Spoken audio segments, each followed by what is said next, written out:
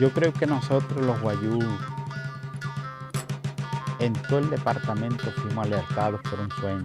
La campaña Guayú, quédate en tu comunidad es promovida por la Red de Comunicaciones Guayú desde el 2020 en aras de promover la información pertinente al pueblo guayú acerca de los cuidados que deben tener ante el COVID-19.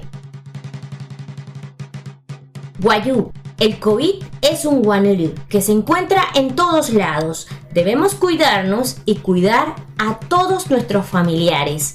No dejen de usar el tapabocas y eviten aglomeraciones.